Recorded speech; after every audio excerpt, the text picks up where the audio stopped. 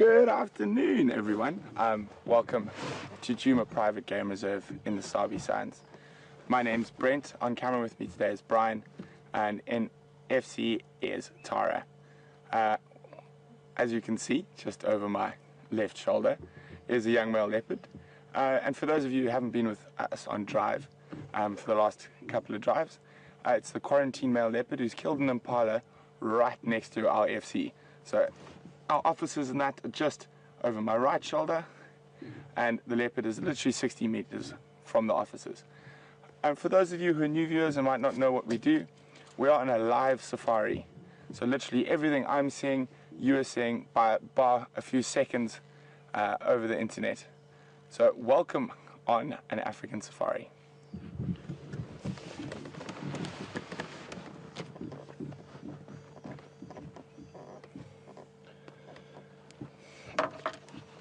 So for those of you who weren't on drive with us this morning, when we left this male leopard, he was lying down at the base of the tree on the ground. He's got a very, very full belly, and the reason he's probably back in the tree now, actually the hyenas were here earlier and they left, and then the hyenas have come back, and that's probably why he's back in the tree. So we've got one hyena lying just to the left of us. There were two earlier this morning, but looks like the other one is more than likely very close, lying up under a bush. And if he happened to drop his kill, they would both be there in seconds. Incredibly patient. I've seen them wait for up to 3 days around a leopard kill for scraps, and hoping the leopard makes a mistake and drops his kill. And then we can't really see it from where we are, but the kill is up in the tree, and we will show you that before we move on. Also, other than that, we saw some elephants this morning, some hippo. This was a very, very good morning, and hopefully we can have an even better afternoon. The one wonderful things about going on game drive is that no game drive is ever the same.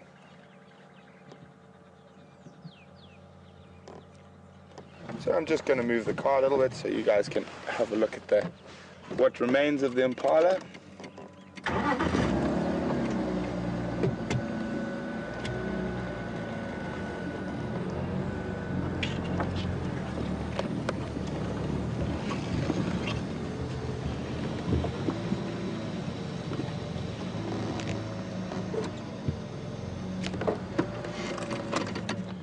So you can see he's eaten quite a lot of it, but there is still a lot of meat left on those back legs and on the neck.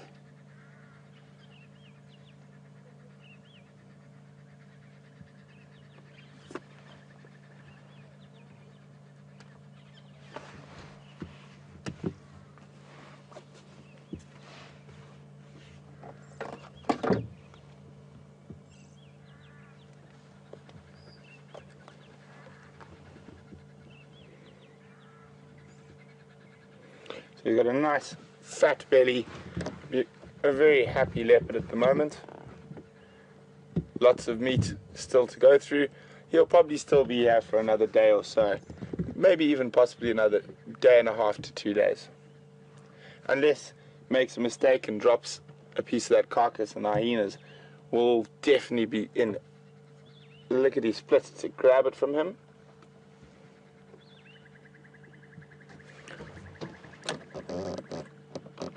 He's just moved his head, so he's going to move around to where we can see his face again.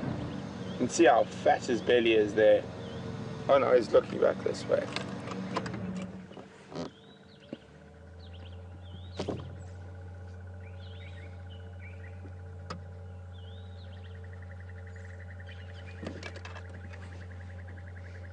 Well, he might possibly head down towards the water for a drink. The hyena lifted its head. It heard him come down, but it hasn't really moved. So leopards would, if by choice, he'd prefer to sleep on the ground, but the hyenas might harass him a little bit. That's why he might not.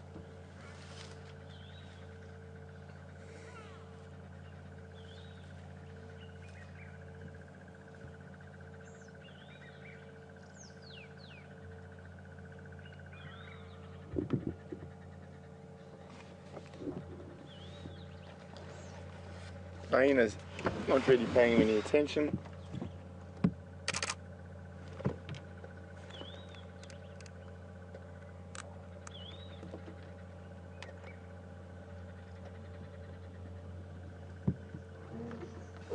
Hyena's actually laid its head flat again.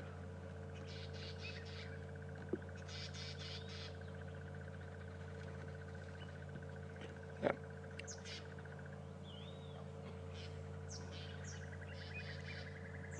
So he came down for a bathroom break. Now he's actually lying in his own urine. You can see those type of things don't really faze wild animals. I always find it amazing that leopards, even though they know their kill's still there, they always, oh, let me just look up and check. Yeah, no, it's still there, it's okay.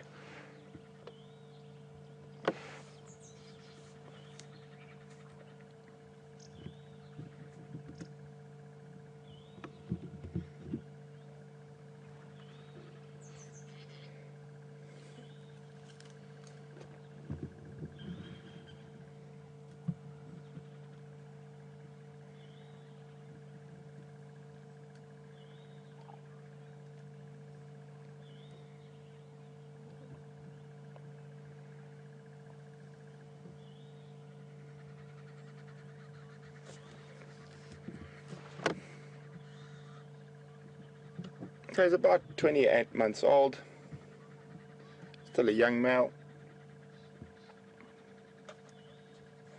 Getting to a stage in probably the next 6 months to a year where the dominant male leopard will start pushing him out of the territory. After that, for a few years, young male leopards become quite nomadic, sort of living on the peripheries and trying to avoid dominant male leopards, until they're old enough and big enough to start challenging for their own territory.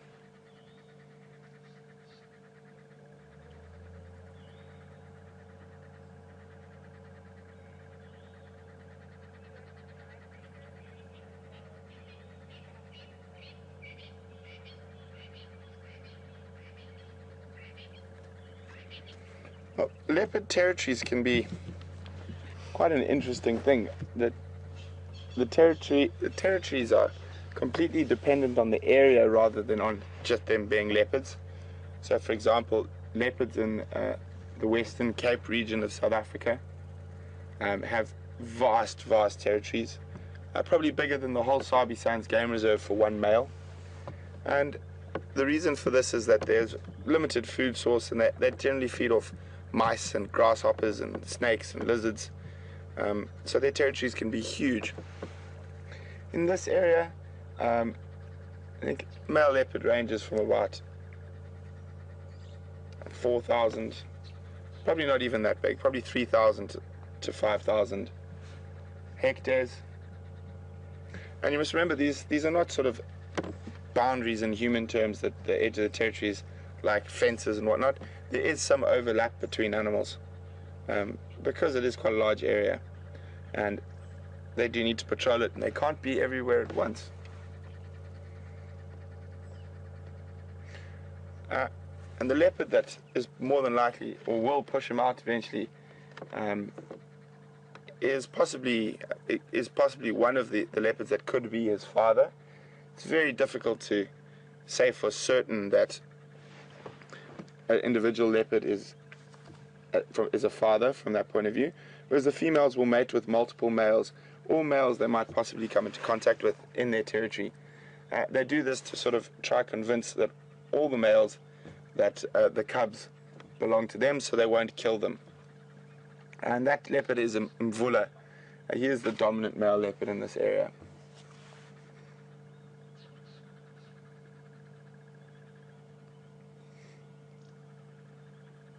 So I don't think too much else is going to be happening here, but we will definitely come back and check later on this evening to see if there's any update. He's very full now and he's probably going to sleep. So hopefully when we come back later, when it's a bit cooler, even though it's not particularly warm today,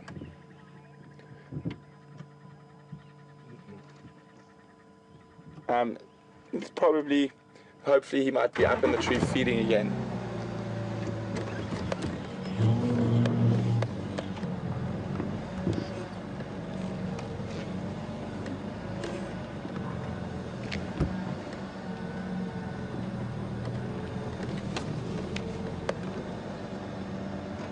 You can see how well a leopard's camouflage works there. He's lying right at the base of the tree.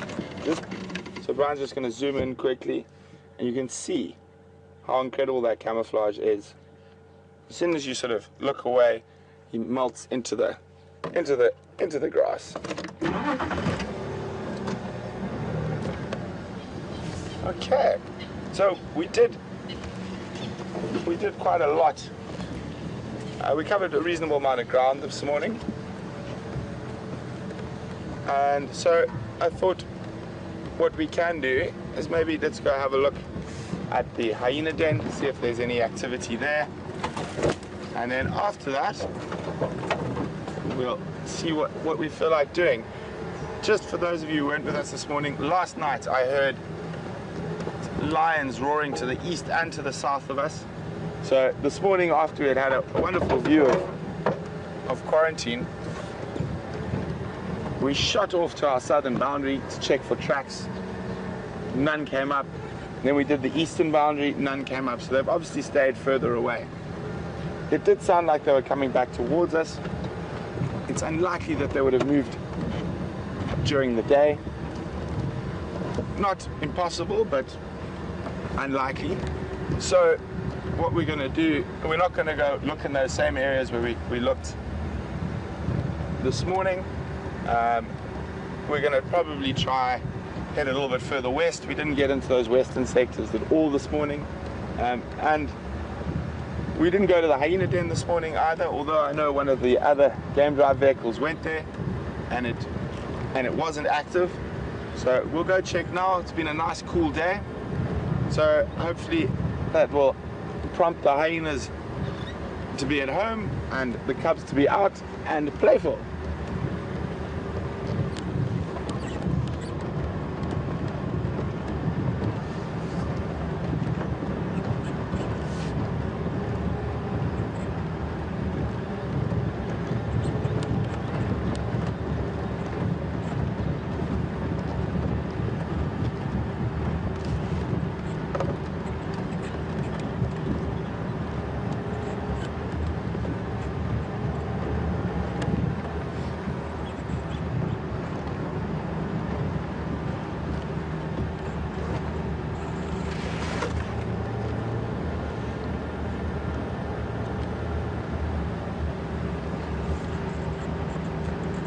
Good afternoon, Kathleen from New York. Kathleen is saying she was watching the Arathusa waterhole camp and she saw elephants very interested in a white rock. And she was wondering whether they were trying to get minerals from it. Kathleen, I'm not sure. I haven't seen that rock, so I can't be 100% sure, but I can tell you that elephants do sometimes, but not normally rocks. They eat soil that's high in minerals, specifically salt, also iron, when they feel they're lacking a bit of that in their diet. So possibly, very possibly, they could have been utilizing it. Could have been a salt lick? I don't know. I don't think they put salt licks out in the Sabi Sands. I know they do in some places, but as far as I'm aware, that is not allowed. They're open to the Kruger, so they try to keep it as natural as possible.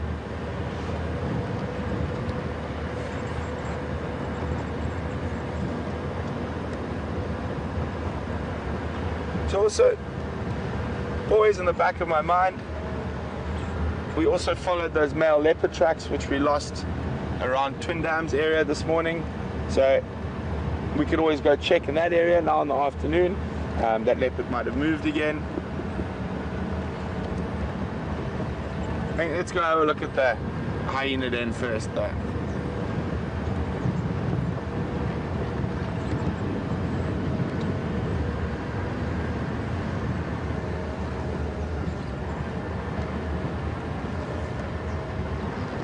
Just also, for those of you who might be new, we are completely interactive. You can ask us questions while we're out on drive, and you can do that by sending an email to questions@WildEarthTV, or you can use the hashtag #SafariLive if you're using Twitter.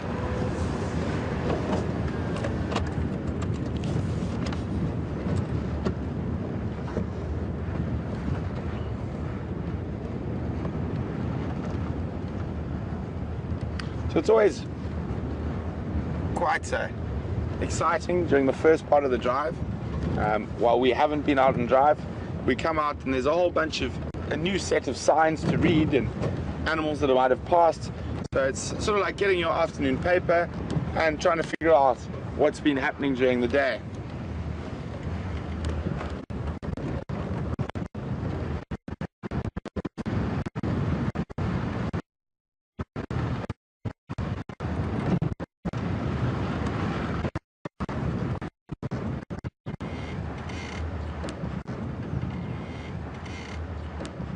As I'm sure everyone can see, the cloud is still around, but it has at least lifted a little bit, so it's not as low as it was this morning.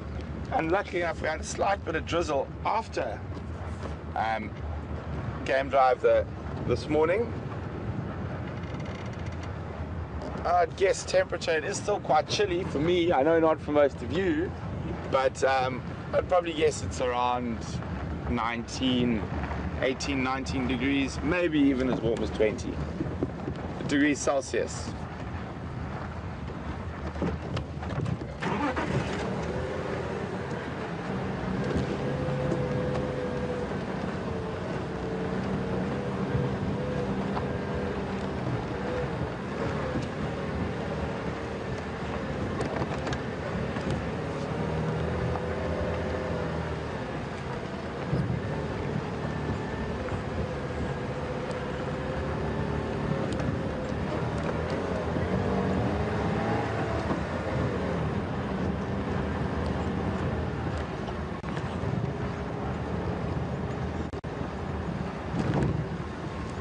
So we're coming up on the hyena den now.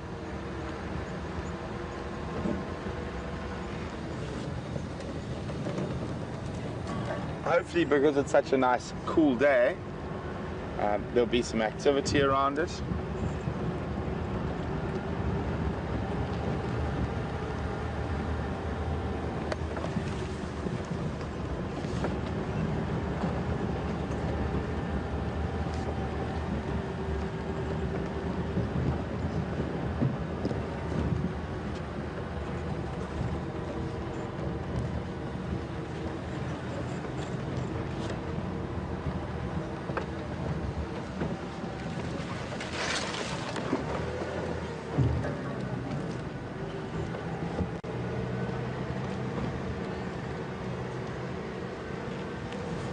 Unfortunately, it doesn't look like any of the adults are home at the moment.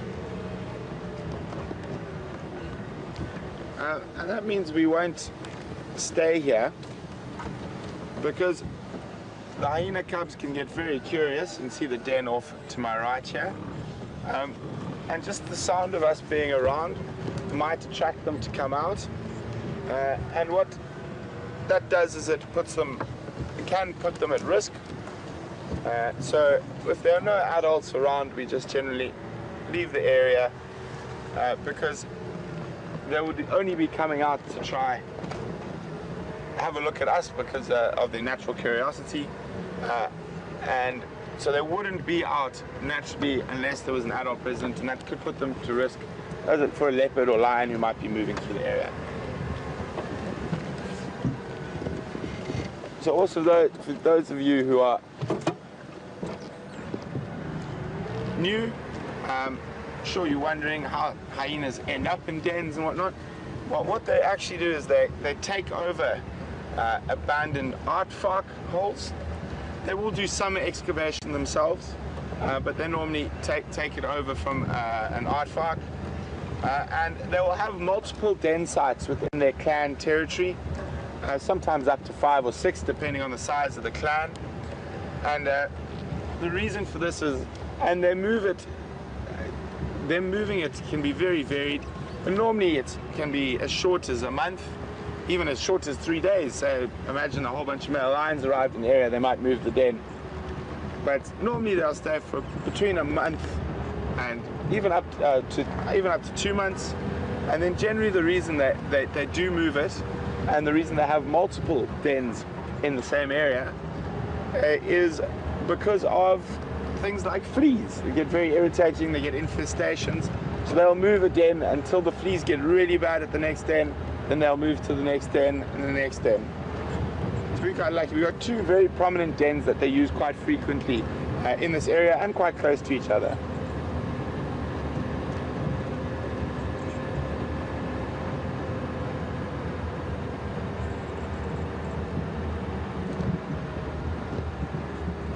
There's an impala running off to my right.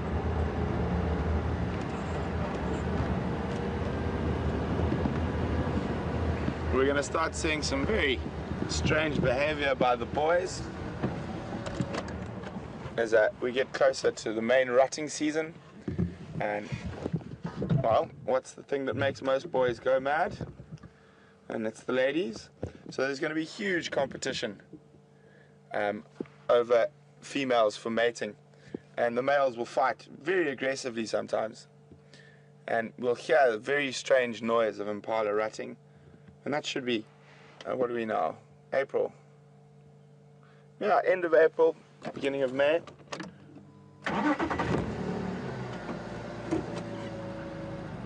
So each male tries to sequest a little harem of females like we're coming up on now.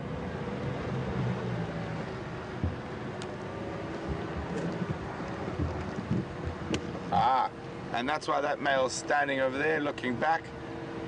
There's another male here who's ahead of the game. He's already got himself some ladies. And like a little, you can see a young male in front of us. So he would have been born probably around November, December, maybe even as late as January. And you can see how quickly they grow. You can see the little horns sticking out. In Afrikaans, which is a language used in South Africa, they're called penkops, basically literally pen heads. And the little horns look like pens sticking out.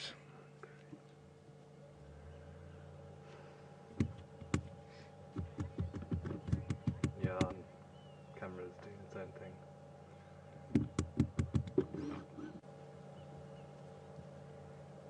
Camera gets stuck sometimes.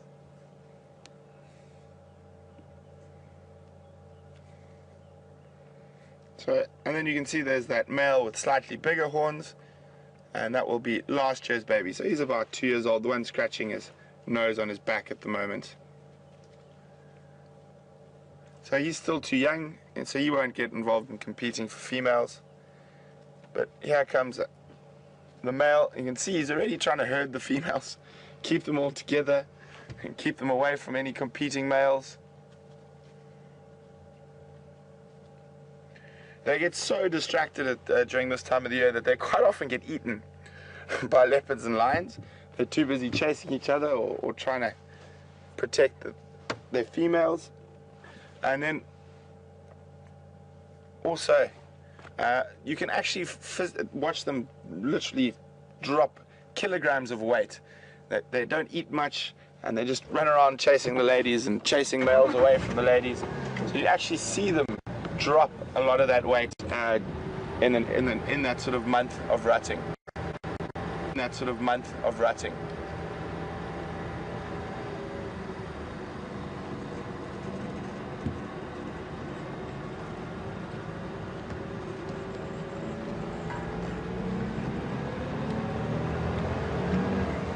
So it's going to be something quite good or nice to look forward to watching. Always very entertaining.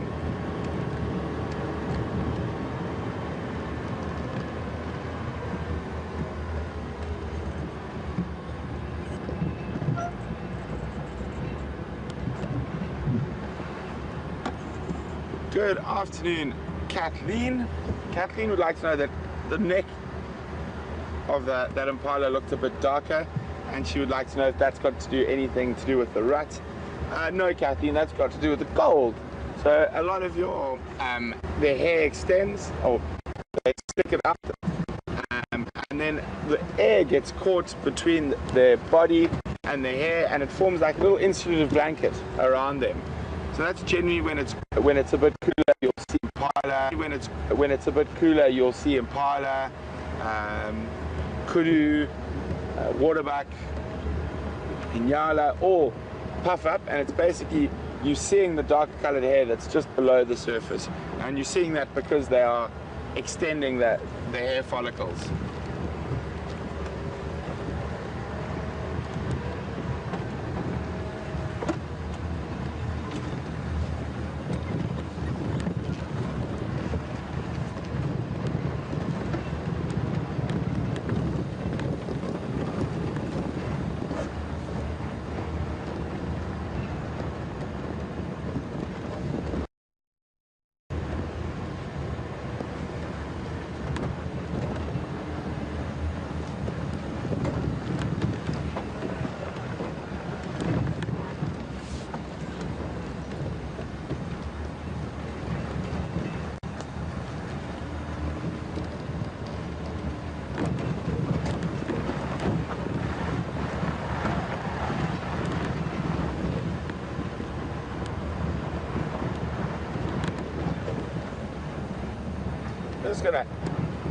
Just checking around. Oopsie, Treehouse Dam.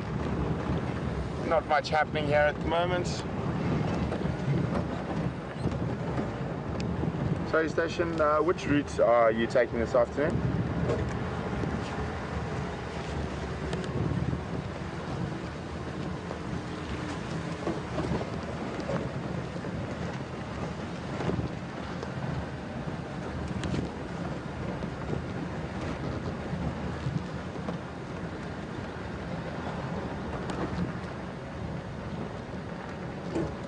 Well, good afternoon, Charlotte and Robin. Well, Charlotte is Robin's granddaughter, and Charlotte would like to know what is my favorite animal, and so hers are elephants.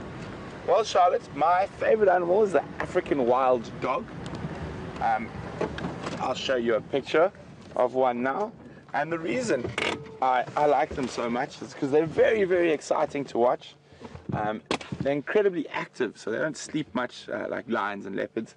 They're sort of always busy, always on the go. They also have probably the highest success rate at hunting out of all the predators we see.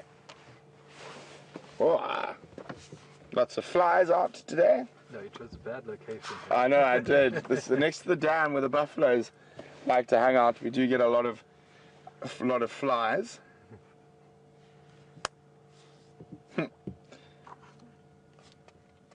Oh, man.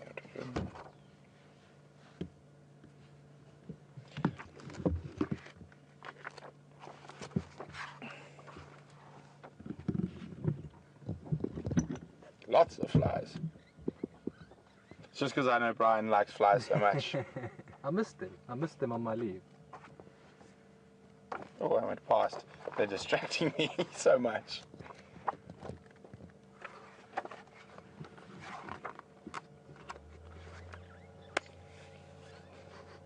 Yeah, lots of flies. Okay, in the rock.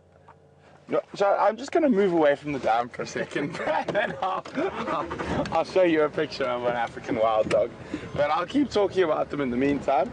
Just give us a moment to escape one of the plagues of Egypt.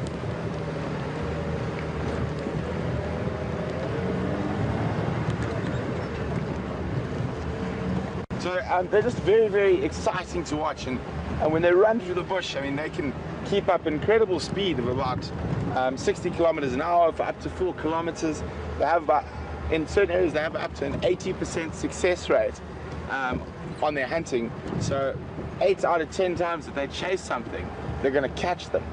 Unlike a lion and leopard, which is probably 2 out of 10 times that they actually chase something, do they actually catch it. Whoops.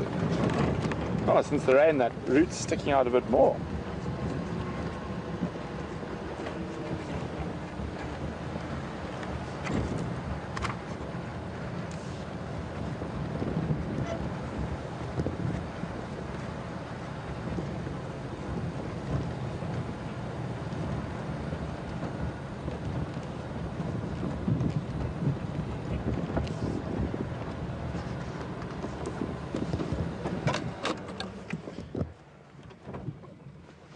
Here we go. We've got the picture of the wild dog now. We've managed to escape a few of the flies. So there it is there. So its scientific name is Lichen pictus, which is, I also just love the name, the scientific name. It means lichen, if you think about French or Latin, is the word for wolf, licon, and pictus, painted. So painted wolf. It's a really descriptive and spot on name. You can see wonderful patch markings on them. So that is my favorite animal. Also, sadly, it is the second most endangered canid in Africa. And there are only about 4,500 left in the whole of Africa, and in the wild. And because they're such successful hunters, they need a huge home range. So, because if they had a very small home range, they stayed in the area, they'd finish all the impala quite quickly. So they need a very big home range. Another problem that faces them is domestic dogs. They are very prone to diseases that are carried by domestic dogs, like canine distemper and rabies. And because they are such a tightly knit social animal, and they have very strong pack bonds, that if one of the dogs happens to pick up a disease, because they live in close proximity to each other, that disease can spread very quickly through the rest of the pack.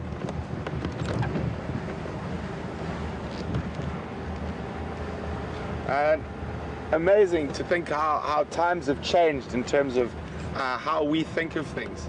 So when the Kruger National Park was formed,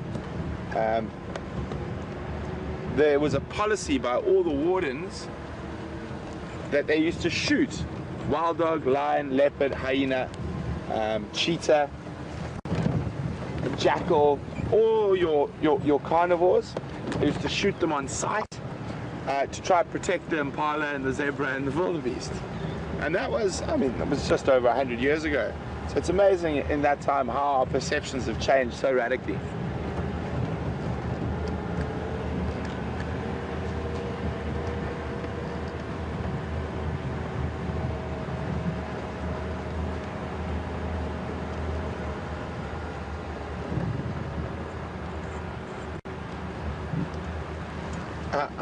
I know on Twitter, Twitter would like to know what the name of the fly is. I'm actually not 100% sure about the species, but I think I'd probably call them irritabilis, or something along the line of highly annoying or frustrating.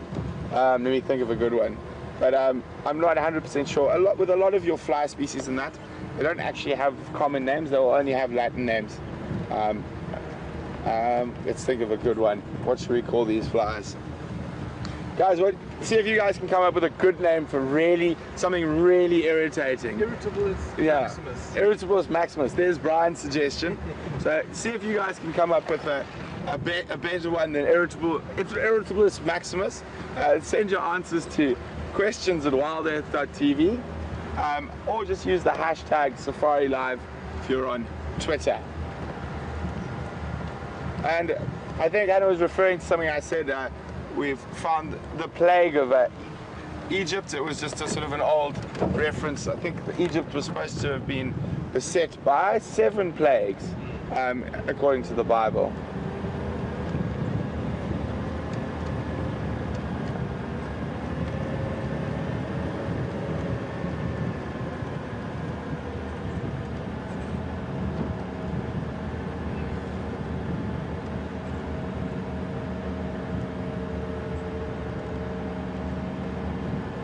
Good afternoon, Sam from Memphis. Sam would like to know if there's any other plants apart from basil, which I tried. The other day to keep the flies off me. I've also tried sage, but as far as I know, there aren't actually that many plants that work, apart from maybe breaking off a a piece of a guarri branch or a weeping wattle and using it as a fly swat.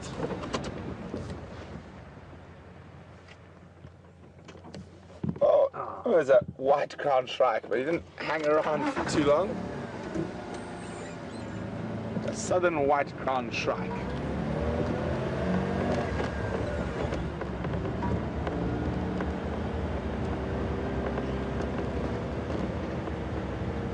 So we're gonna have a meander. Oh, there's a wildly beast. That's some male impala. Single lone male wildebeest. No lady friends. So the females will actually move between different territorial males, and that helps to keep the genetic line healthy. As I was saying, we covered a lot of Djuma this morning. We haven't been out to Arathusa Private Game Reserve for a while. They do share a common boundary, so I thought, oh, let's go have a look what's happening in the west. So we're going to slowly make our way towards Arathusa and see what's happening on that side.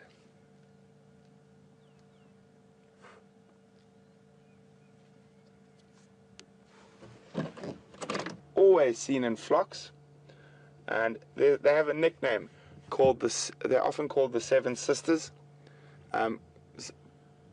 Quite often they're in flocks of 7. Okay, well there's 3. There were a few more earlier. Let's just sneak forward. Oh no, they're all flying. So, let's see if any of you guys can identify those birds. And send your answers to questions at WildEarthTV or just use the hashtag Safari Live on Twitter.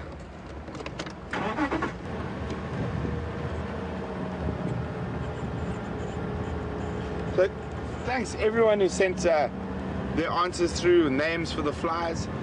Sorry we can't name them all, but we do really appreciate you guys sending stuff in to us. Thank you very, very much.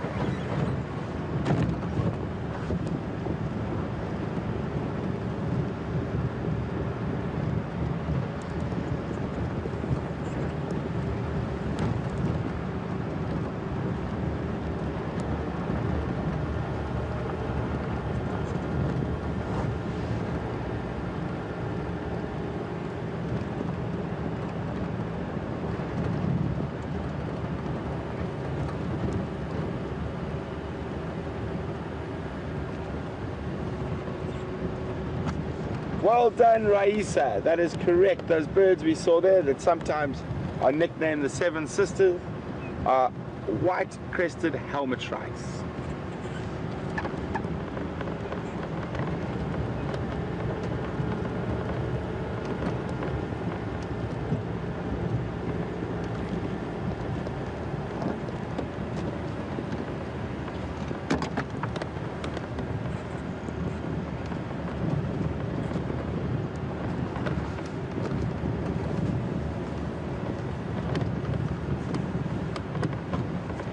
Already getting a bit nippy.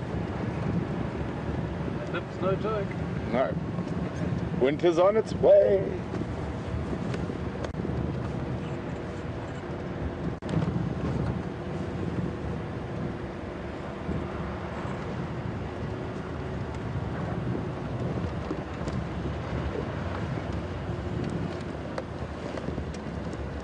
Can you just check the tires that side? Doing good? Very strange movement there. Yeah, so I felt that as well. I was like, what's going on here? It could be because they've just graded the road. We hit a funny spot.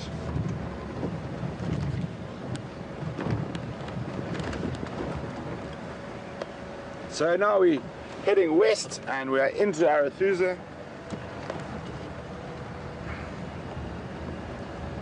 Now forgive me, I don't know the names of the roads here so well.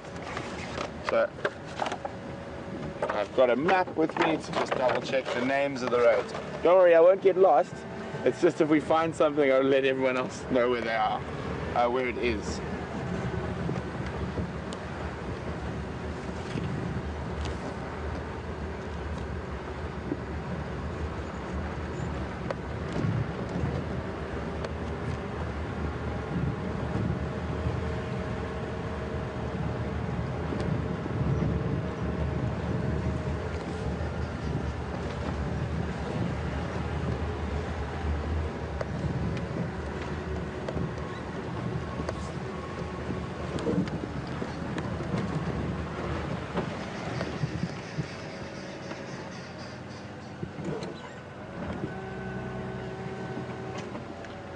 There's a little grey duiker disappearing.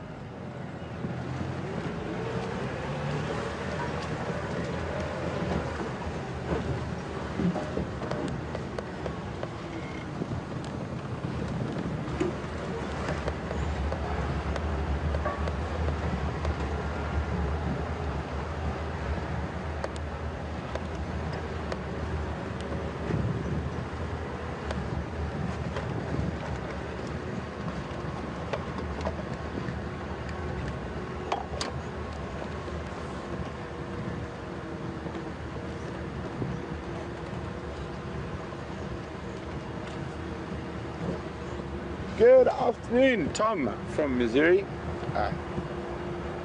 Tom would like to know what my most dangerous or fearful moment in the bush was. I probably only really had two. I was really scared. And the one actually happened in May last year. It wasn't the bush per se, it was a Central African rainforest, and we were walking down this forest path, and you must imagine it's really thick, and there were 4 of us walking, and we were moving quite quickly through the forest. We're moving from a river where we had our river camp to where our beach camp was, and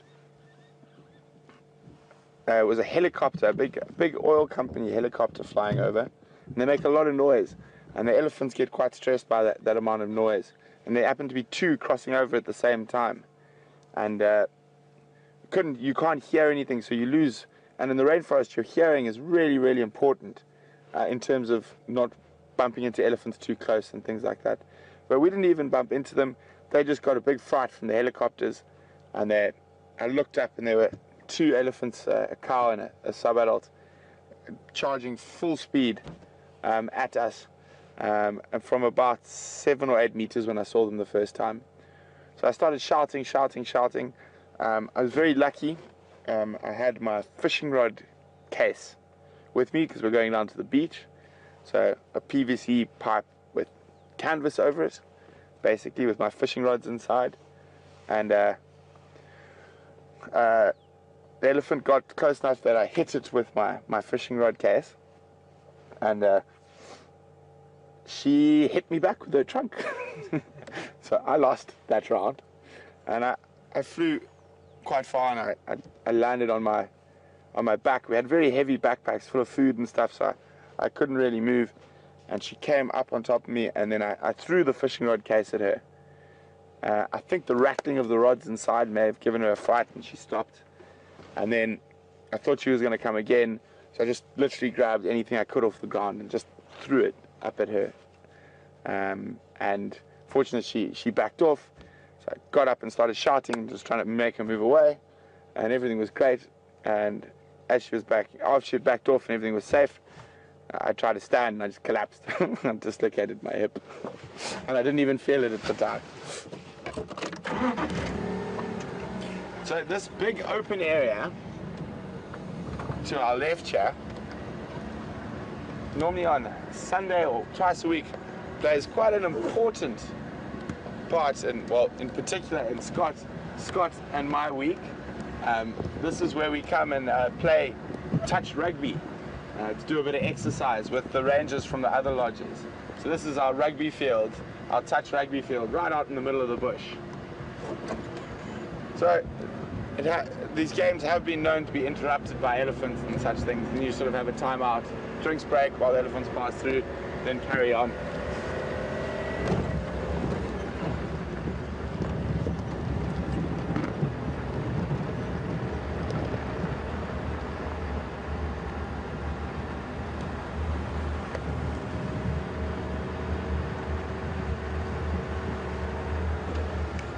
Afternoon mobile stations.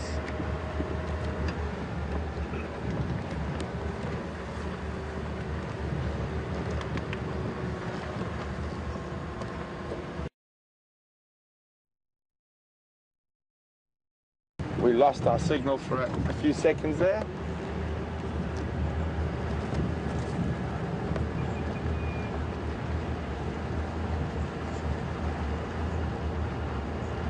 So we're slowly meandering through Arathusa. We're going to go have a look around the airstrip area. So quite often some nice general game on the short grasses there.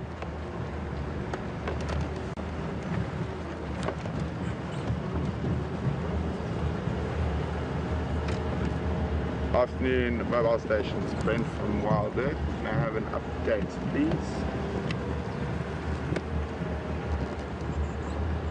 Copy, thanks, Ryan. Was anything located this morning?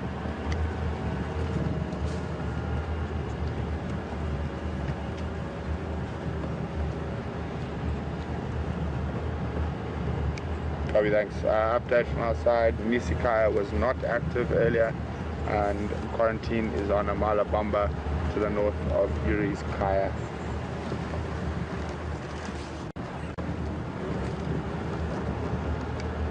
When we were out, there were no stations there. We left it open. Best access is if you're coming from Gari Dam. There's that little link road that goes between Vuyatela and Yuri's Kaya. You'll see the off-road tracks coming off that little track, sort of to the west of that road. You'll see him. He was up in the tree when we left.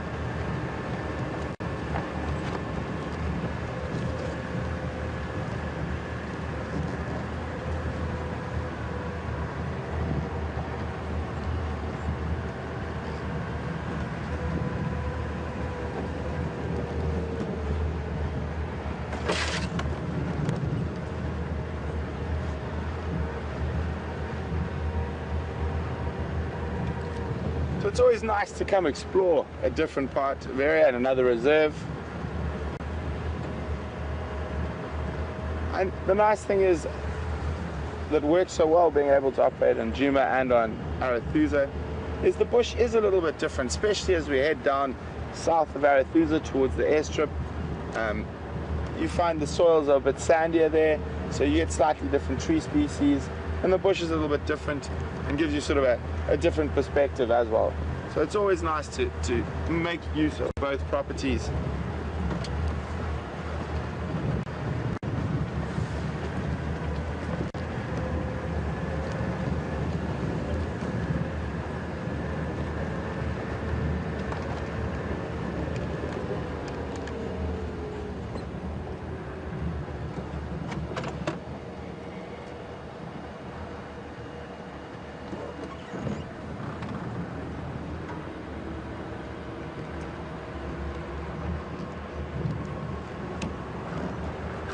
Afternoon, Jennifer.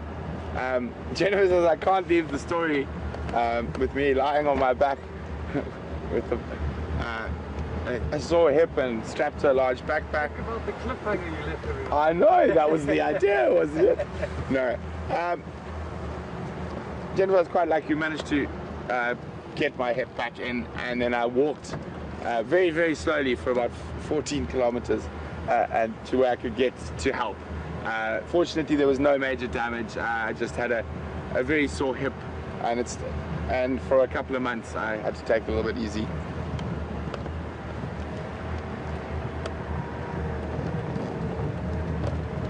Sorry to leave you guys wondering there.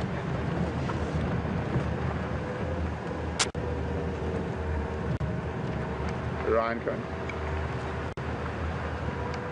Sorry, Ryan, I'm not copying the other stations. Could you relay that update for me?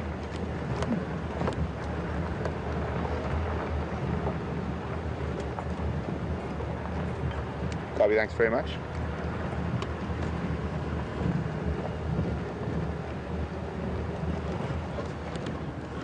Yeah, sorry, station. Go again.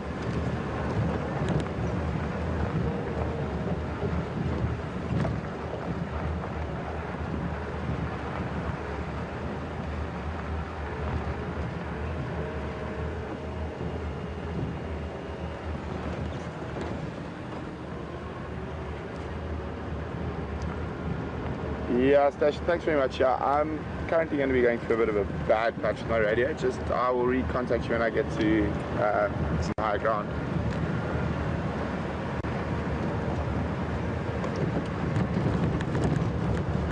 So now, it's very important for us to have a very good relationship with the other guides, and you will hear me talking on the radio quite a bit, and that's to the numerous other safari vehicles around here.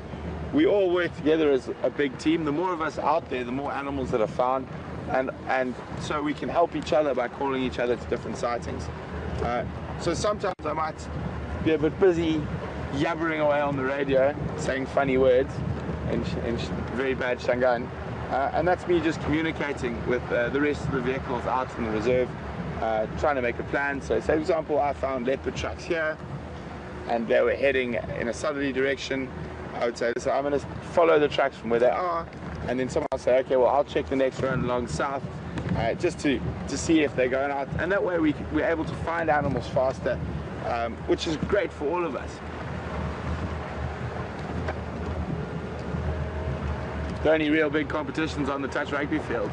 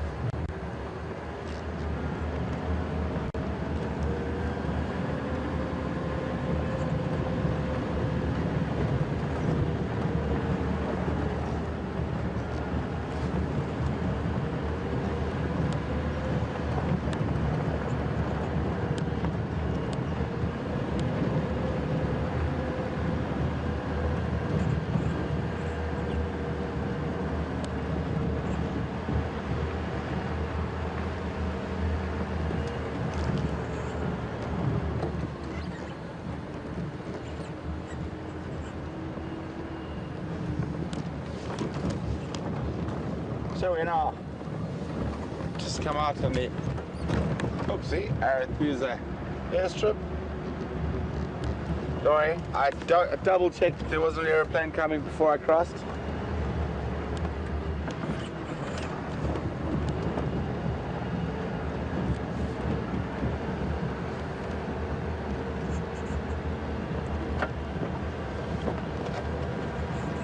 Station, you go ahead with that location. My radio should be in a better position now.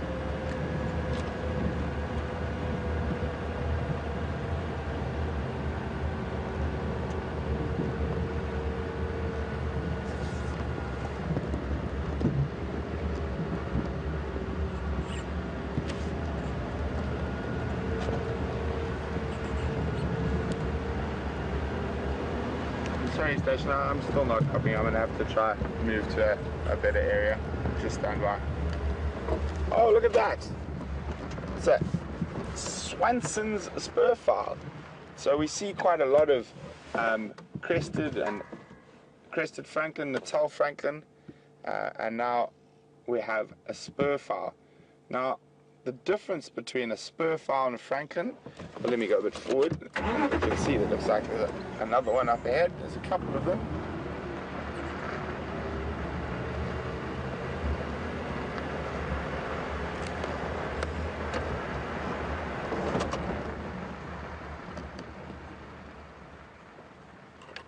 So, the way they differentiate between Franklins and spurfowl is that the spurfowl, if you can go in a bit tighter there, please, Brian. Thank you. The spurfowl, oh no, Murphy's Law, turn its back on me. So you saw that very red, the red on the face. So spurfowl all have naked red or naked skin. Doesn't have to be red, it can be yellow or whatnot on their face. And the Franklins have a feathered face. So that is the differentiate between the two.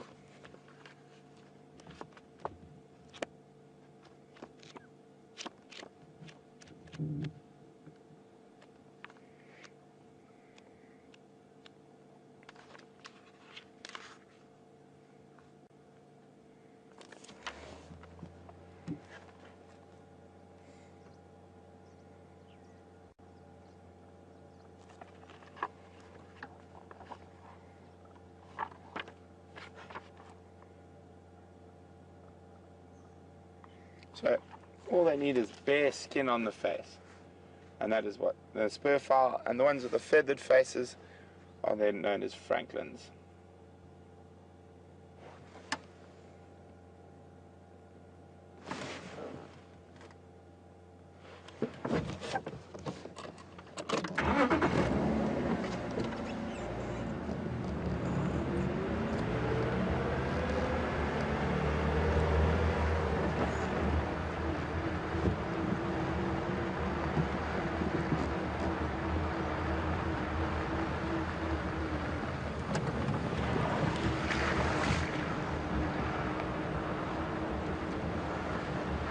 Got some crowned lapwings coming up.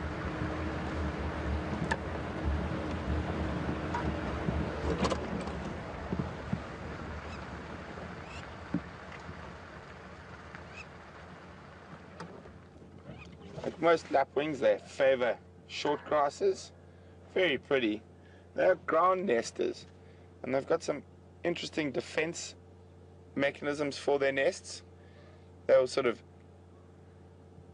behave like they've been injured if there's a predator around their nest, and sort of walk with a limp or fake a broken wing to try and lure the predator away from their nest.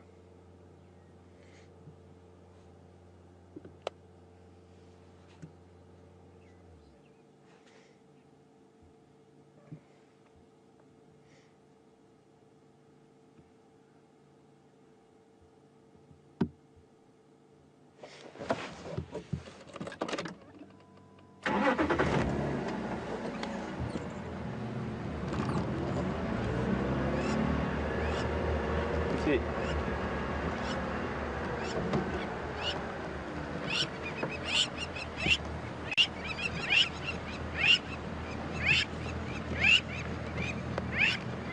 See, now for me, they're behaving like they've got a nest around here. I'm just going to reverse back down the road very slowly. Brian, you can check that side of the road, and I'll check carefully on this side of the road.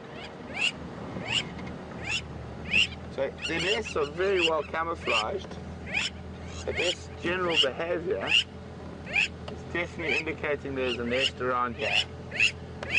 So walking closer to me, just check the one in front might do the wounded wing to try show it. It's worried we might find the nest.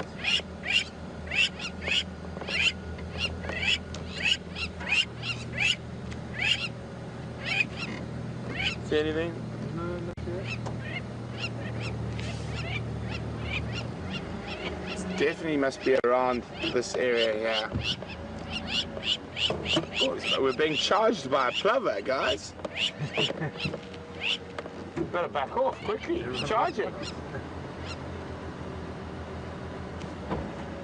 Aha.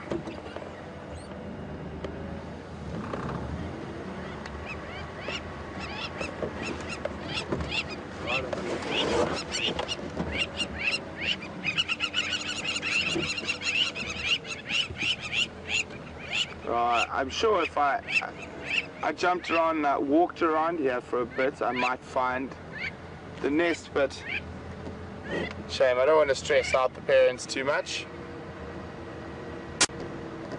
But there's definitely a nest there from that behavior. I mean, why else would a Plover Charger, a Land Rover?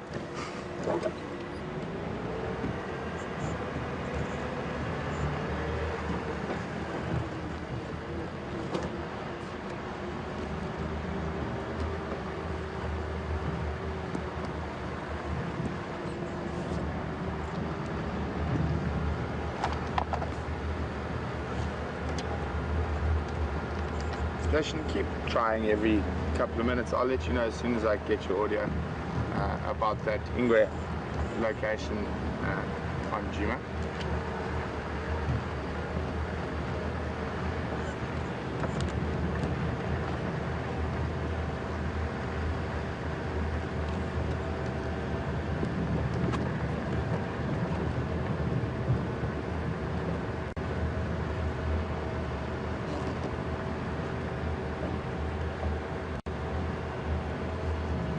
It looks like there's a herd of wildebeest up ahead in the distance.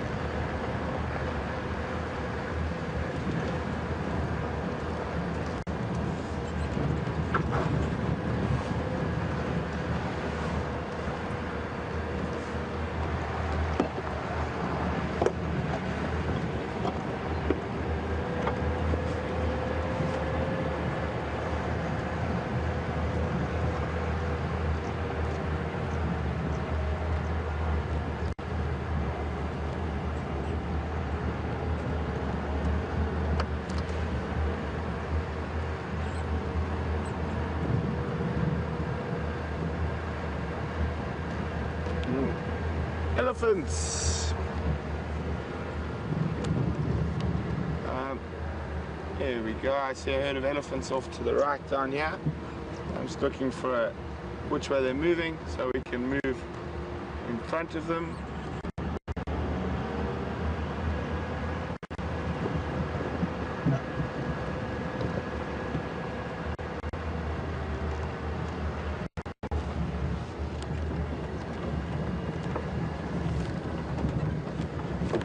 Well, the wildebeest might actually run around and play a little bit. They're quite often in the, when it's cool, sort of like have a silly 5 minutes.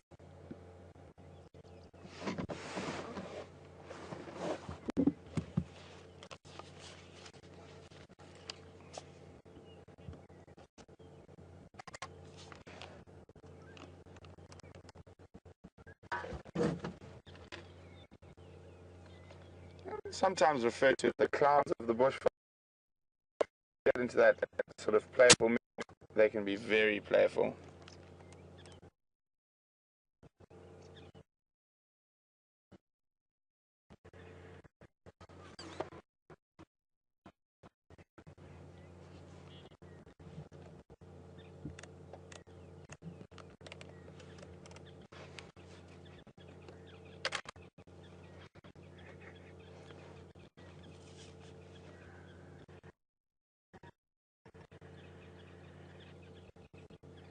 You can see that young calf's trying to drink.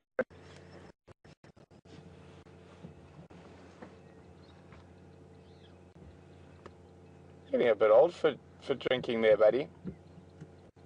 Must be very close to being weaned.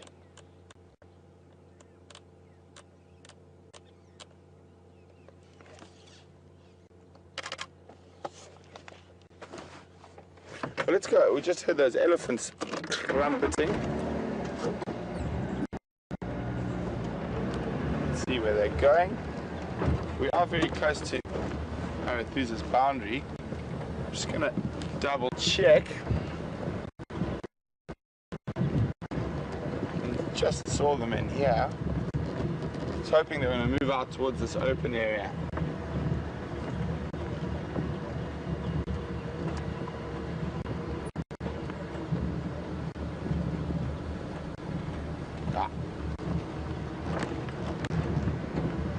And they were.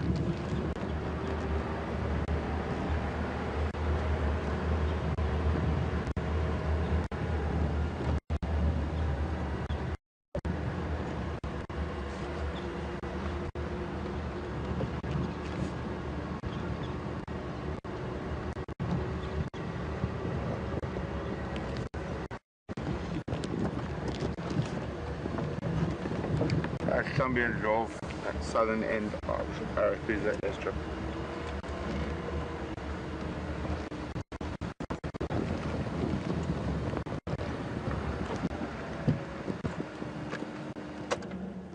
So quite a nice big herd. 1, 2, 3, 4, 5, 6, 7, 8, 9, 10. I can see at least 11, but there's possibly a few more.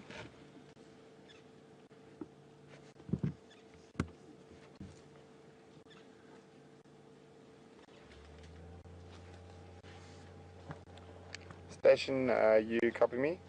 There's a Hlambi of Ndlovu at the southern end of Arethusa airstrip.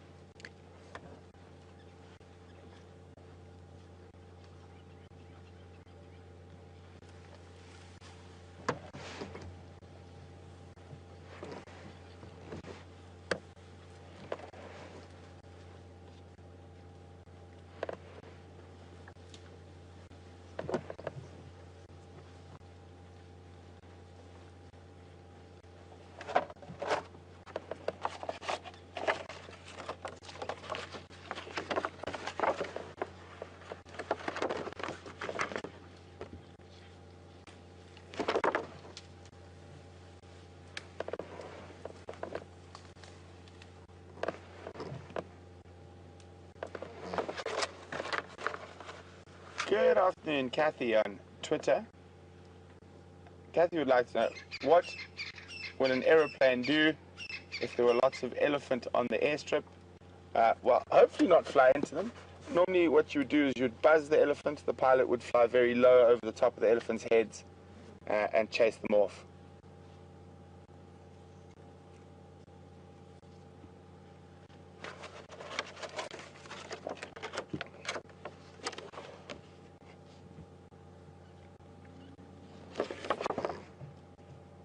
Guys, I'm just going to be a bit quiet for a second. I'm trying to listen to the sightings update for the game drives on the side.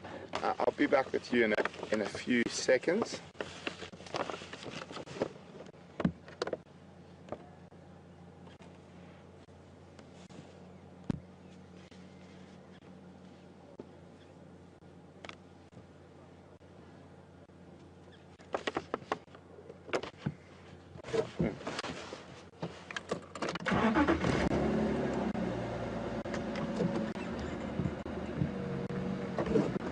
Unfortunately, these elephants are right on our southern boundary. I'm just going to try and get a better view while I try.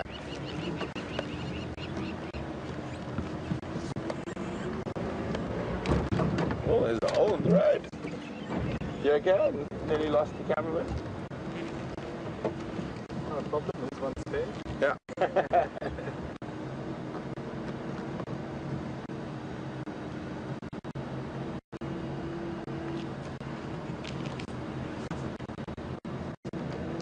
Unfortunately, they're moving south quite quickly, and we're right already on the boundary.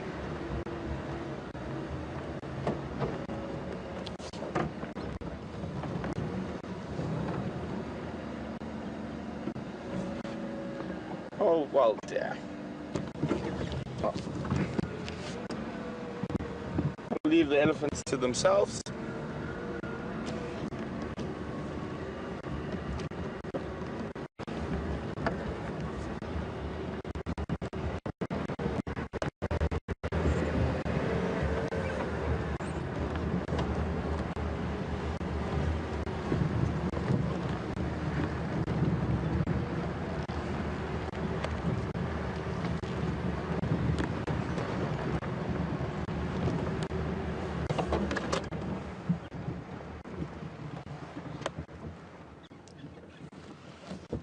Beautiful bird feeding there. It's a crested barbet, and in the back is a Birchill starling. And at the right is a red-billed hornbill. I think must be an emergence of insects that we can't see that all these three bird species are feeding on at the moment.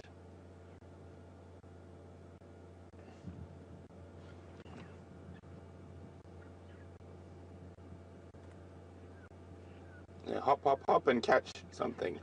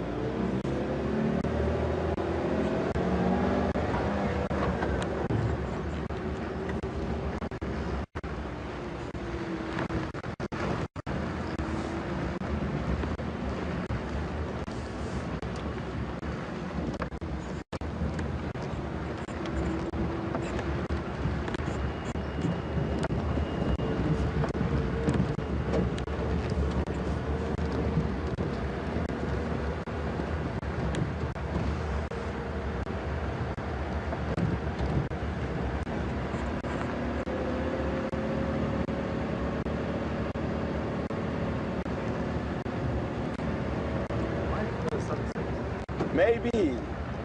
No, there's a bit of sort of those beams of light breaking through the clouds there. There might be a bit of a sunset this evening. The clouds definitely breaking up. Maybe we get some sunshine in the morning.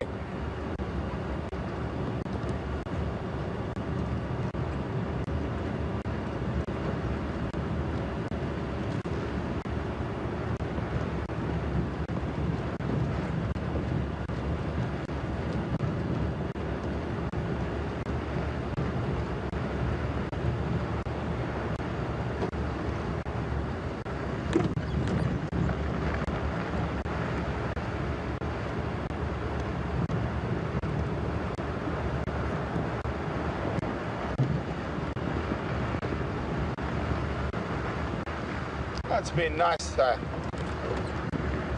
visit a bit of Arathusa. Such a wonderful property. But I think we're gonna slowly meander our way back towards Djuma. Not too much happening. But we got to see that nice herd of ellies though, even though if it was just briefly. And the wildies, true. And the lapwings. And the spurfowl. And a crested barbet. It's all happening. Yeah.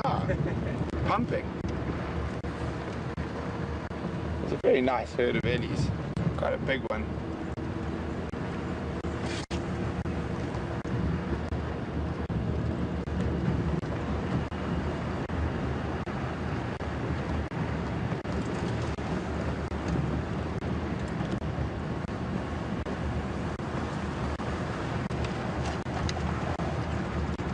Afternoon.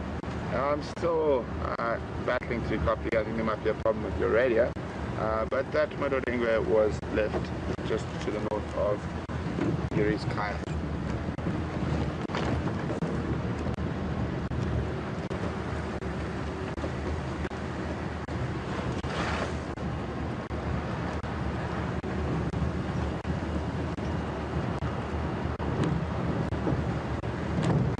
So we're going to start making our way northeast.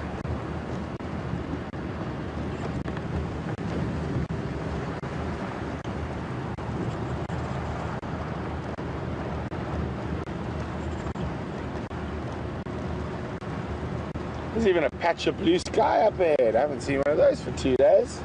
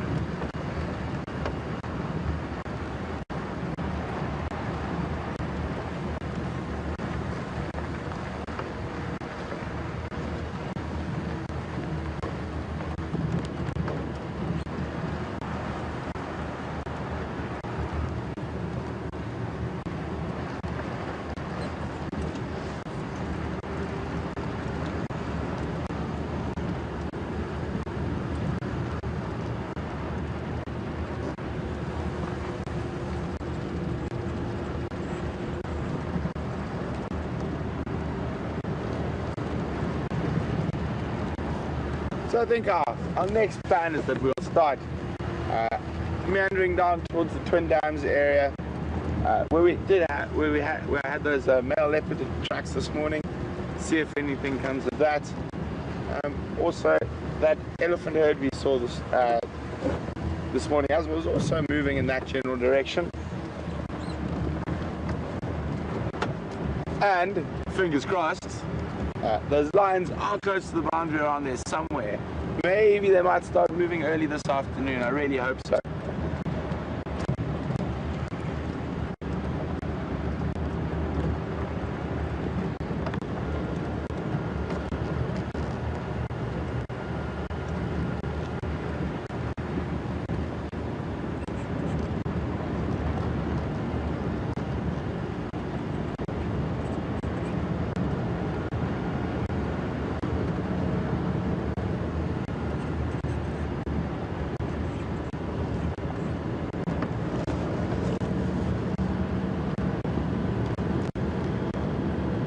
just going to move a little bit quicker for a bit. So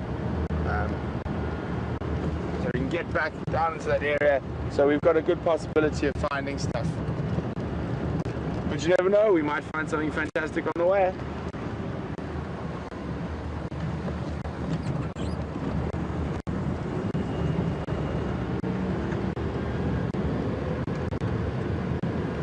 A firm station, you can make your way. I don't think there's any vehicles.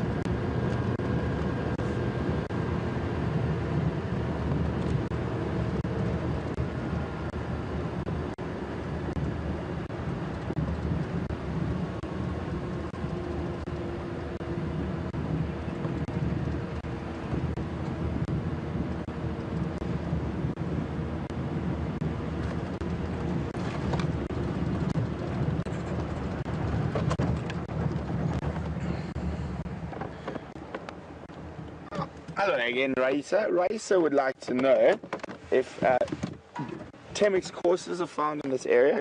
I'm just going to get a picture quickly, Raisa, so everyone else knows what we're talking about.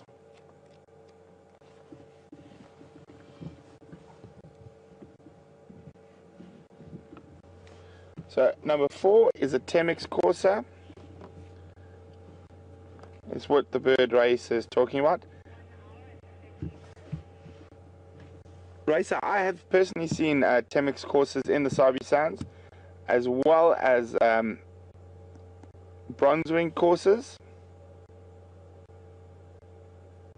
So I've seen both courses in the Sabi Sand. The Temix, actually, generally after a burn, so a controlled burn, the Temix courses actually fly in and move into that area on the burn. They really like the burnt areas. Bronze-winged, I've actually seen once since I've been with Wild Earth, but it was coming home after drive, and I did see them on one of the main access roads. But we do have Temix courser. They're not that common, and then the most I've ever seen the Temix is, as I said, after burns, and sometimes reasonable numbers of them. But they do move between burnt areas and other short grass areas.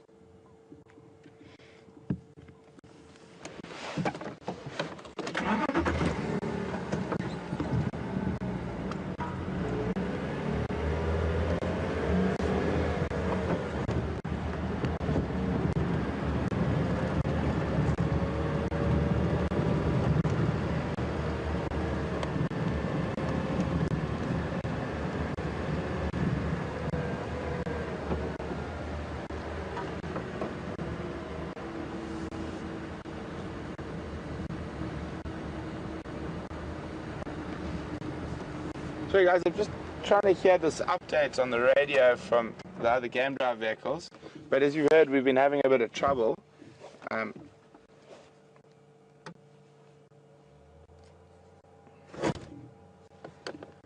So just bear with me for a moment.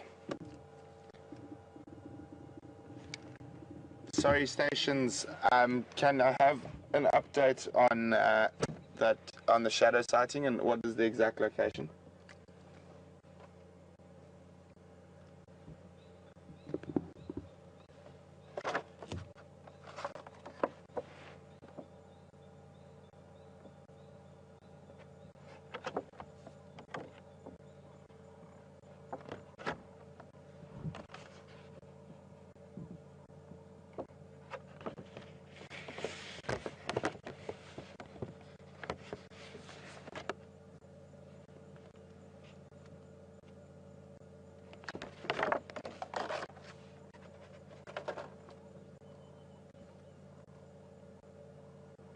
Copy, thanks very much. Confirm, I'm on the main axis, on Triple M at the moment, but I would like make my way into that position. It's Brent from Wild Earth.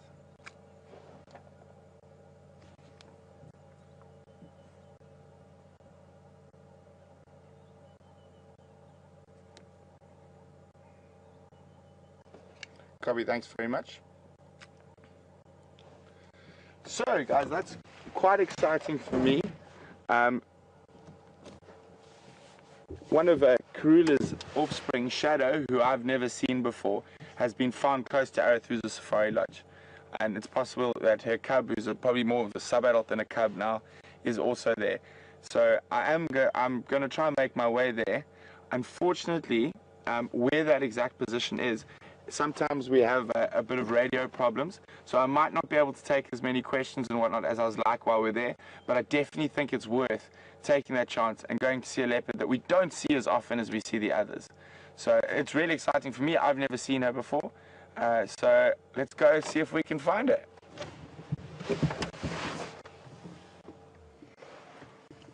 Last station, did you copy that?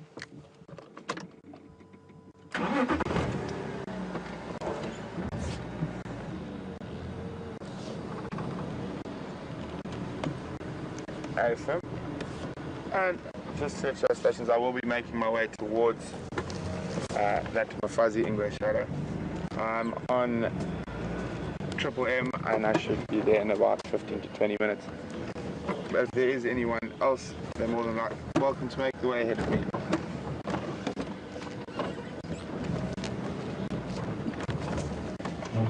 So, let's go! Always love it. So exciting to be able to see an animal that you haven't seen before. So just bear with me. I'm going to go a little bit quicker, and hopefully she'll wouldn't have moved too far once we get there.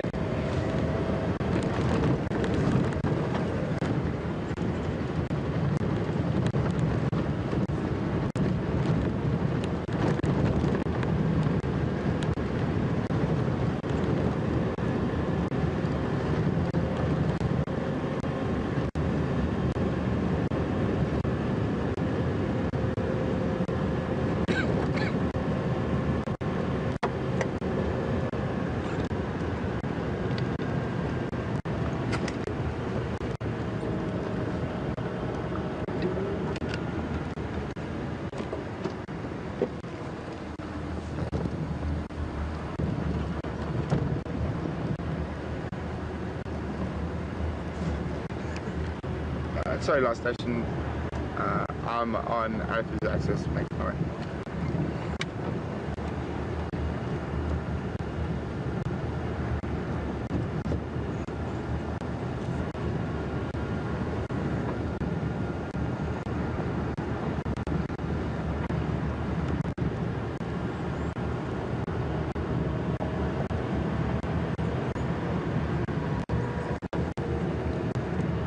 Affirmative.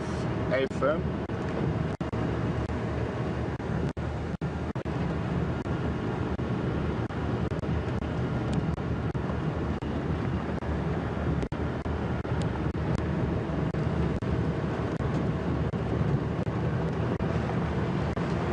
So guys, even though we might not be able to take as many questions and stuff while we are in this position, because it is below the Arathusa Dam wall, and that's a really bad spot for our radio communications, but you just have to bear with me, and then I'm sure you guys, knowing a lot more about this leopard, as soon as we get back into a better area, can fill me in.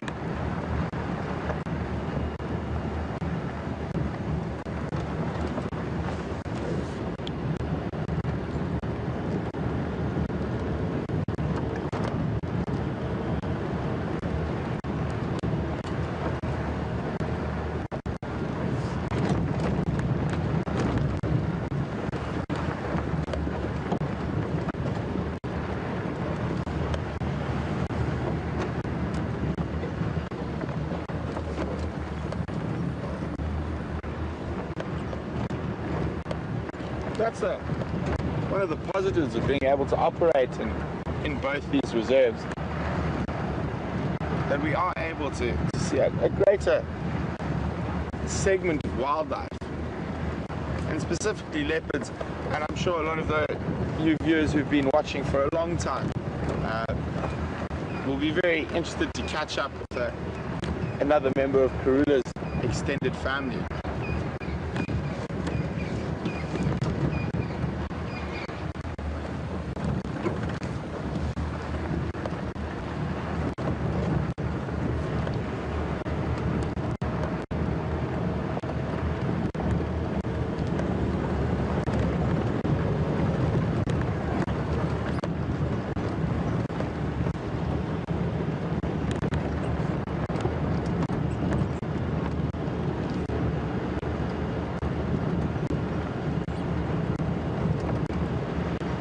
back across the airstrip we go.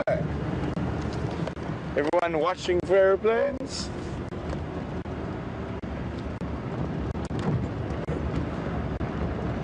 No airplanes, just...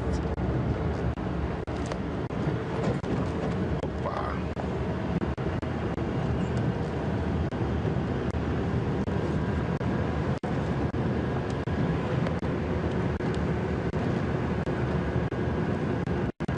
We're nearly there, probably another 5 or 6 minutes.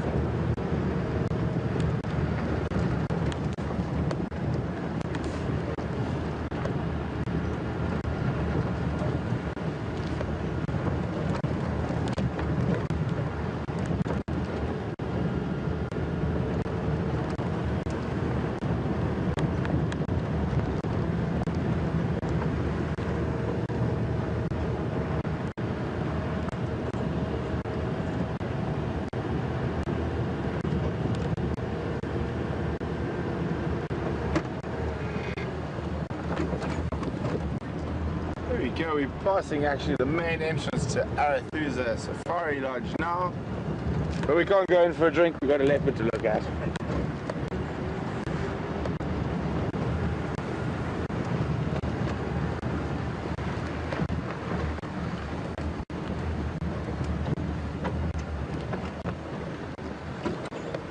So I'm very excited to be able to see a leopard I haven't seen before.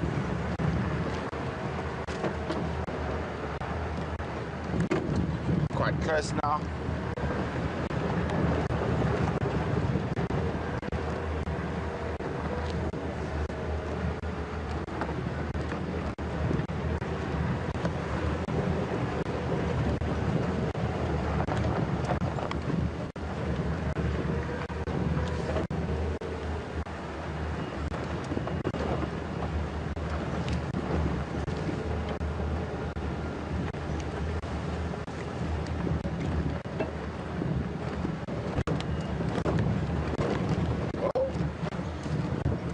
I thought I'd taken the wrong road for a second when I saw a footpath, but it's the road, it's the footpath between the rooms, and from what I can understand, it's very close to that. Standing by.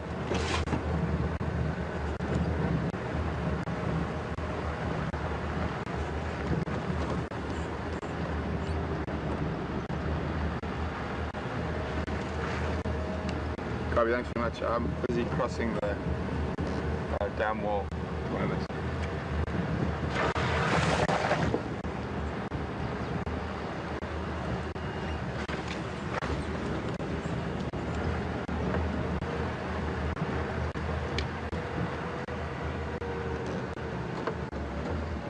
There's a brief view of Arathusa Lodge and the dam.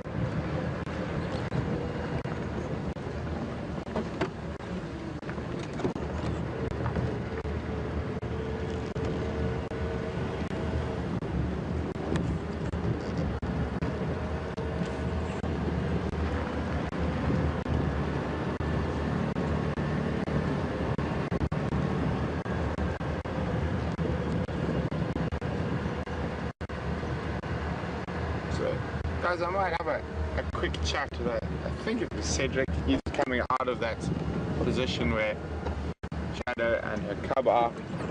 So you might lose me for a few seconds while I have a chin wag.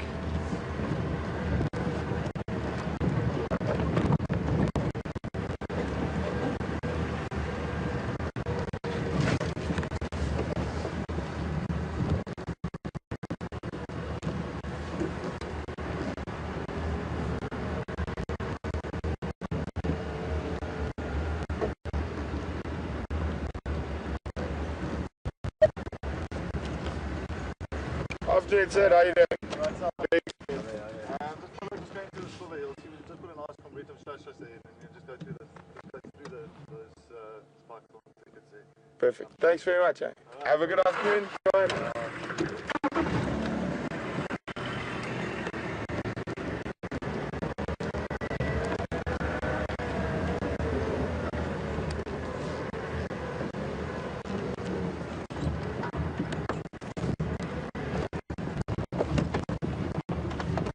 So guys, we're about, well for me it's going to be the first time seeing Shadow and her cub, so I'm very excited. Me too. Only picture I've seen of Shadow is a little bit of spotted through a bush. Really? Yeah. Okay. So this is quite exciting for both Brian and myself. Yeah.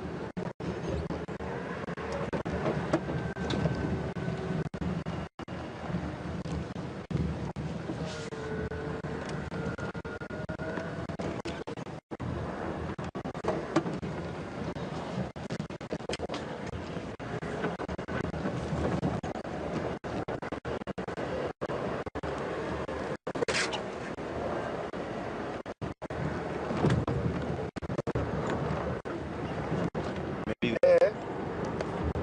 there's the Cumbrian branch where we need to turn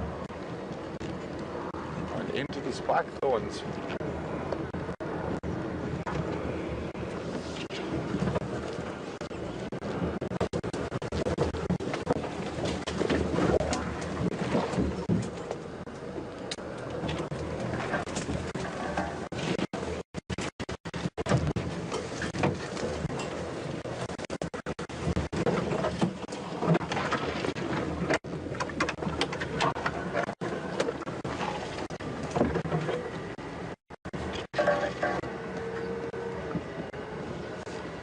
Okay guys, there's still another vehicle here as well.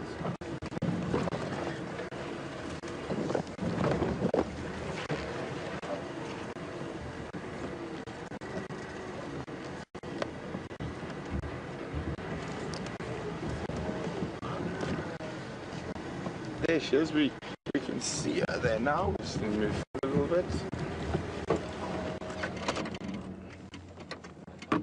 Afternoon Doug, how you doing?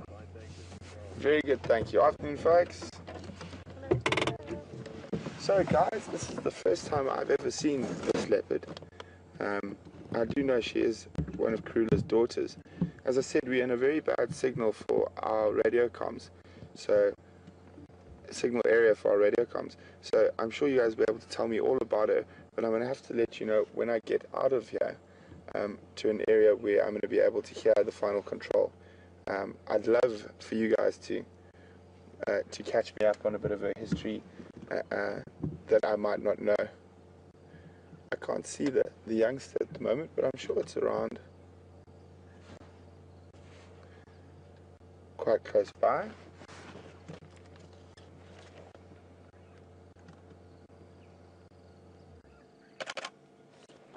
For those of you wondering what that click was, that was just my camera.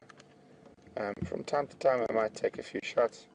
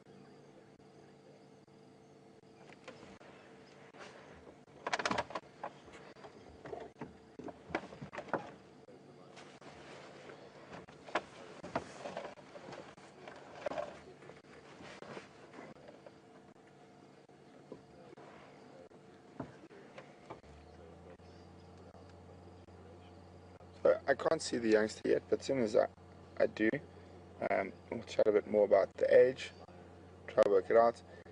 And Shadow must be one of, definitely from just this is me guessing now from one of Karula's first litters. She's well into adulthood. You can see there's a bit of wear on her ears. So I'm guessing she's probably, might even be older than 6 years old now. But I know you guys will be able to help me as soon as we get into an area where we can hear the FC.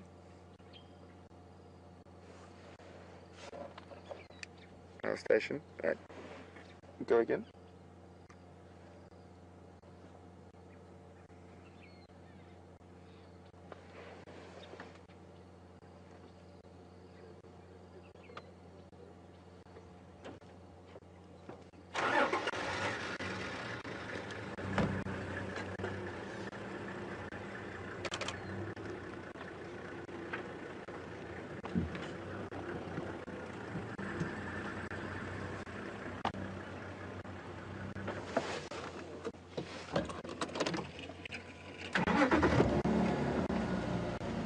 There we go.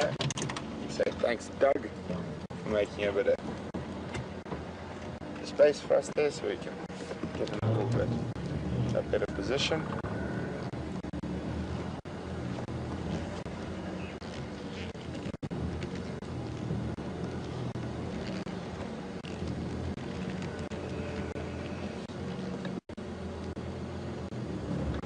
There we go. Isn't that accommodating of us? Turning around.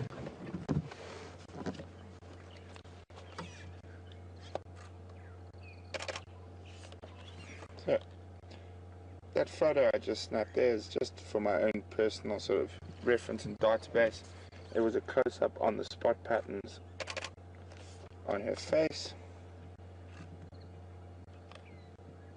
So now I know I've got a record of what her spot pattern is. I will show you what I mean by spot patterns for the new viewers just now.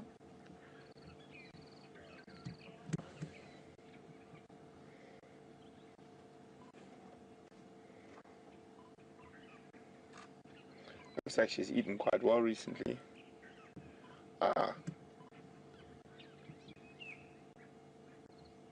I've just seen the cub.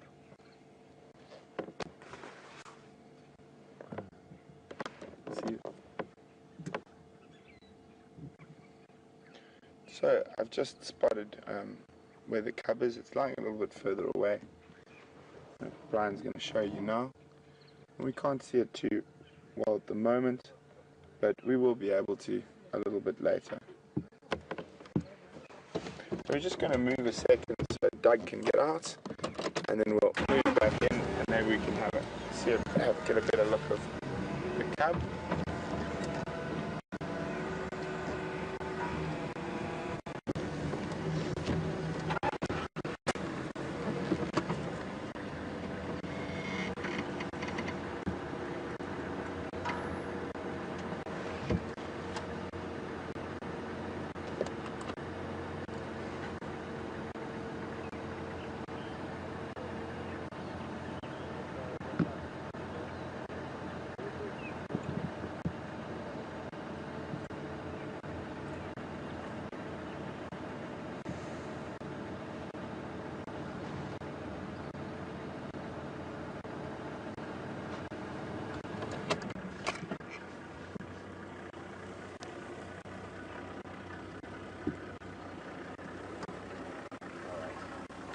How's it, buddy?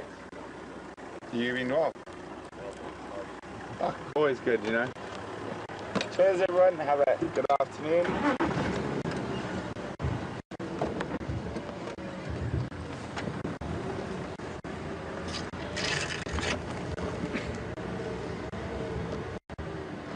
Standing by.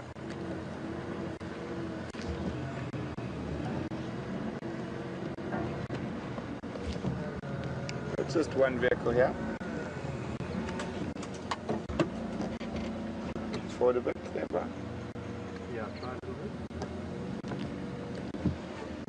bit. So, there's the cub. Hey, firm, make your way. It's Brent from Wild Earth.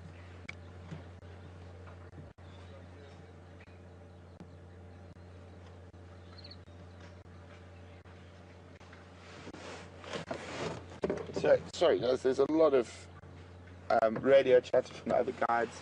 Some of them are wanting to make their way here.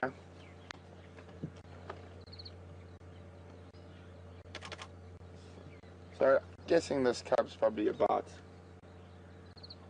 well, probably, I guess, between 5 and 6 months old. I can't see whether it's a male or a female yet. Oh, also definitely quite well fed at the moment. So they must have both, or Shadow must have killed something quite recently.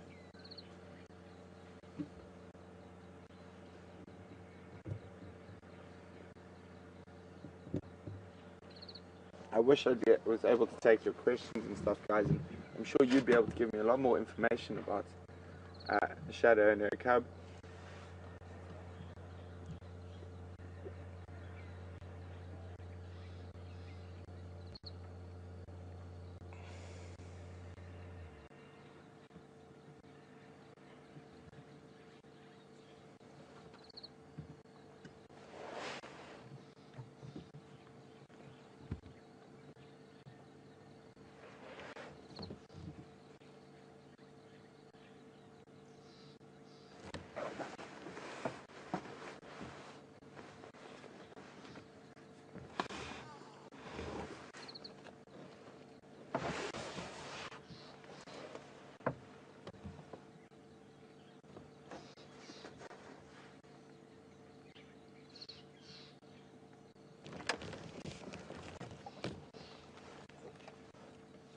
It looks very, very comfortable.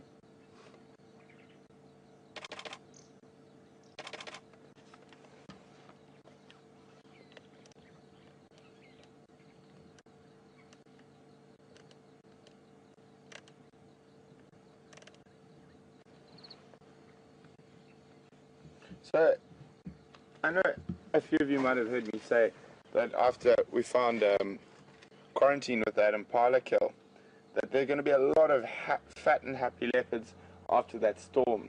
Lots of wind, rain, and a very dark sky makes really, really good hunting conditions for your predators. So, I'm quite sure it's been almost a full day with 2 leopards, or a leopard and a half, feeding on whatever they did catch. So I'm quite sure that whatever they did catch was on the same night as that big storm. Let's go have a look at what Shadow's up to.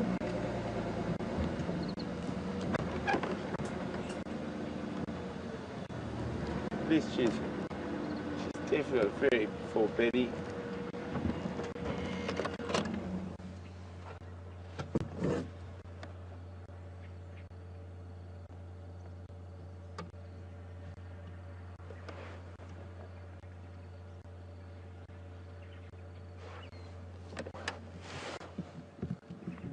She definitely does have a similar sort of face to Karula. Obviously not the same markings, but a very similar face. Very round. Yeah, very round. Slightly darker than her mom. Very apologetic. Oh, that's sorry, my bad. What you get for saying she looks apologetic.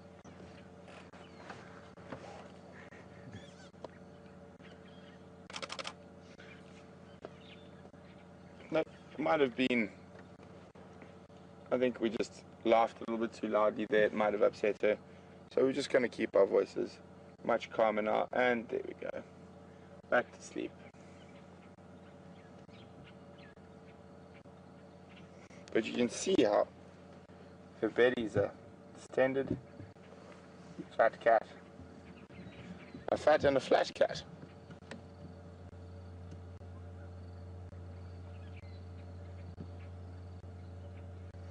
So there are those paws, those tracks we follow so often.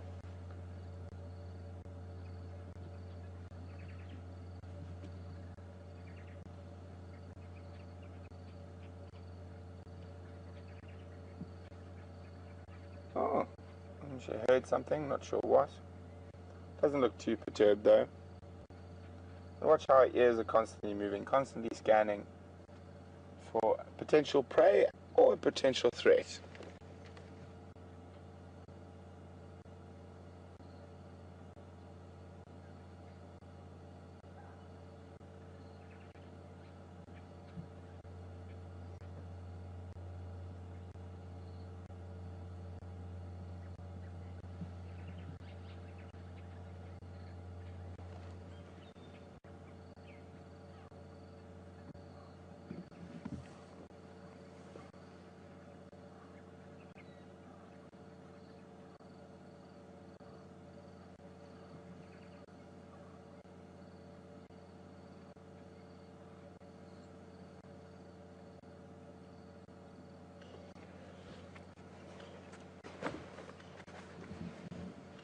We're going to go forward a little bit again, have a quick last look at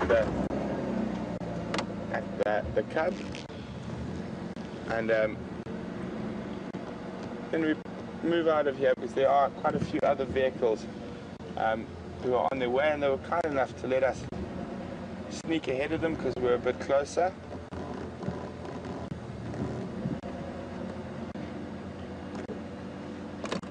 Fortunately, the face is just behind the guarri bush. But a fat, happy mom and a fat, happy youngster.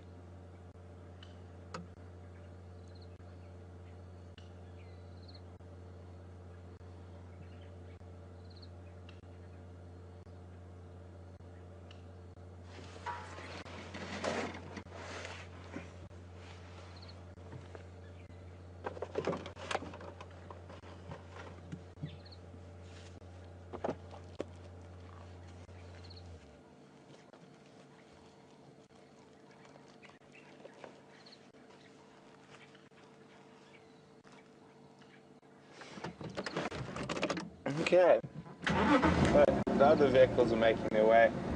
So we're just going to leave these two wonderful leopards to themselves for a few moments while the next vehicle comes in. As this is quite a thick area, there's not that much space for too many vehicles.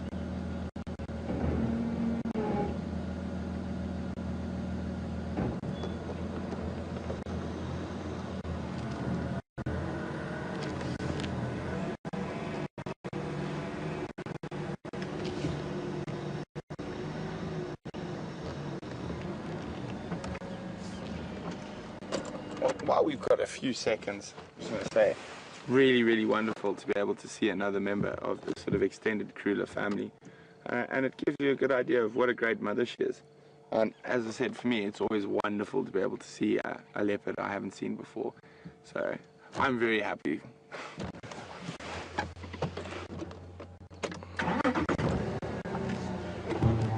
And as soon as I get back into decent radio comms, guys, I'm expecting lots of questions. Also, really appreciate a bit of information from you guys about how old exactly is she, how old is the cub. That would be really, really great and helpful for me if you guys could do that. And say,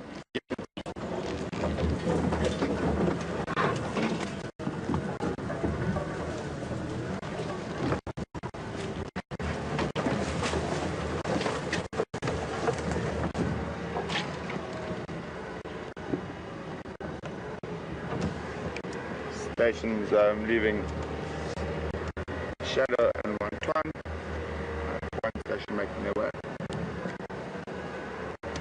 Standing by. Oh, firm. That's been good times behind the.